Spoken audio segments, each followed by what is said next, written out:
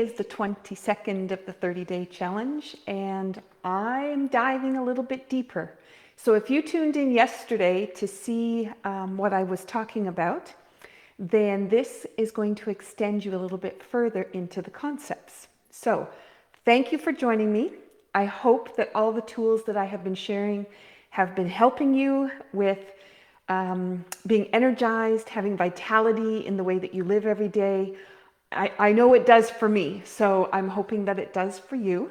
And I also hope that I've opened your mind to some new ideas and some ways of thinking, or maybe some courses that you may decide you want to take that'll help to give you that energy background of what you're looking for. Because everybody talks about wellness, they talk about being healthy, they talk about wanting energy and vitality. And what I'm offering to you is a package that says you can have it, and here's how you can assess it, and here's how you can make it happen for you. So yesterday I introduced the body pendulum, and today I'm going to introduce it again, and I'm going to introduce another little idea.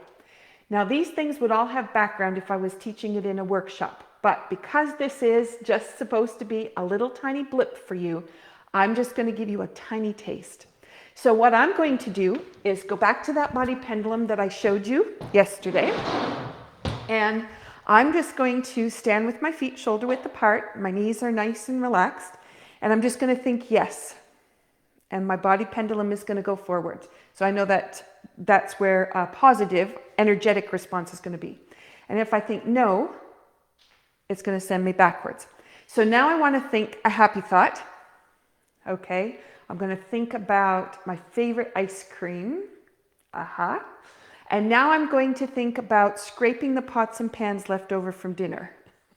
Okay, so that goes to show you what I was talking about yesterday, how energetically things can shift. So things that give me energy are going to pull me forward, and things that don't are going to pull me backwards.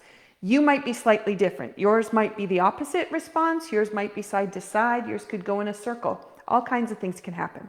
But today I want to talk about spine rotation. And spine rotation helps, as soon as you start moving all the vertebra and you start rotating them, it sends information out to the organ systems. And the organ systems are all connected to different muscles. And in Touch for Health, we would know which muscle was connected to which system. And instead of using the body pendulum, we could use a muscle like pec major, clavicular, and that would be, I could check, there's the range of motion of that arm.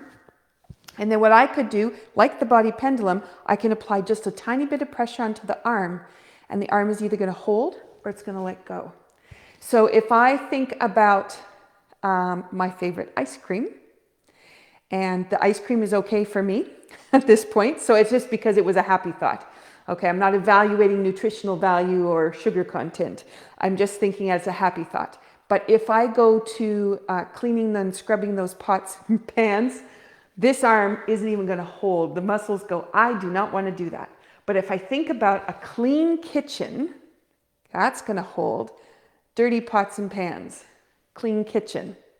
All right, so if I keep clean kitchen in my mind, then this is going to hold. This muscle, pectoralis major clavicular, is linked to the stomach meridian. And if I wanted to rotate my spine, certain areas of my spine go to different organ systems. So I want to know if I can manipulate my spine and make a difference where I need it to be. For me to do that, I could figure out where along the spine I might need a little bit of love. So I could go by each vertebra, which I would do if I was in class, but I'm just going to say neck, and then I'm going to say middle of the back, so between the shoulder blades, and then I'm going to say lower back. Lower back is when my body goes, oh, I think I need a little help there. So that helps me to know where I need to focus some of my attention when I'm doing my exercises. And that would be very gentle, less is more. That's our Tai Chi motto. And so what I'm going to do is I'm going to show you the spine rotation exercise, which we do standing in Tai Chi, but I'm going to do a seated version of it. I'm going to use the balloon because this can be very helpful as well, just for a visual. You don't need a balloon. You could just take your hands and just hold your your hands like you were holding a balloon. So I have the knot of the balloon here. What I'm going to do is just pull my arms forward so my shoulder blades are open. And I've got my feet just on the floor. And what I'm going to do is push into my right foot and let my body spiral a tiny little bit till that balloon knot is over top of my knee on my left leg. And then I'm going to put a little tiny bit of pressure, or just awareness really, into my left foot, and it's going to spiral me back to the other side. And I don't need to go past, because I don't need to do a big turn. All I need to do is put space in between the joints and just have them just turn slightly. That's all the organ systems need for them to be there. Okay, so now I'm just going to push in, takes me over, and push in to come back. So now, if you remember, I was trying to figure out which part of my spine would like the most attention, and it was my lower back. Oh, surprise. When I am working on things, it's the lower back that tends to tighten up. And so I'm not surprised it would want to have a little bit more. So what I could have done is gone for a walk just to see how it was feeling. I didn't do that because I was focused on the concepts for you today. And I just do a few movements back and forth very gently and slowly, gauged with my feet. If I was standing and I was doing Tai Chi in Tai Chi class, and you can see this on the exercises on the YouTube channel, Tai Chi Wellness, then I've got my elbow here beside my hip, and I'm just going to push into my right foot, and it sends me towards the left, only to that corner, same as I was with the balloon. I change my hands, and then I come back. And if I focus on each vertebra, just thinking about how gentle I can move, then I can create this nice little movement pattern that I know is going to fire up all the muscles. Now, I showed you how to use a happy thought and not so great thought in order to do an activity. And I muscle monitored my pectoralis major clavicular. And what I'm going to do is go back and just show you what this has done, just so you could see. So let's leave the spine rotation. So you only need a couple.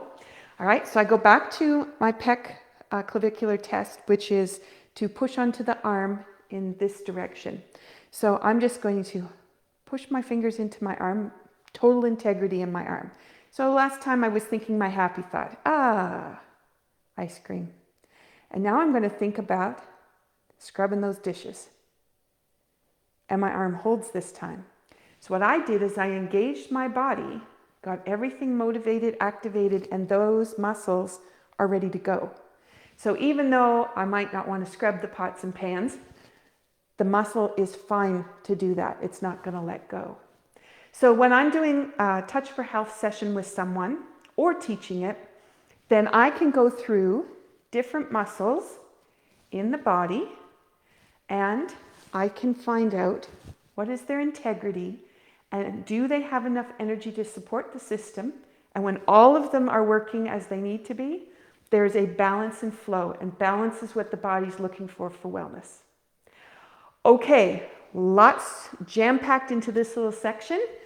Spine rotation, excellent exercise.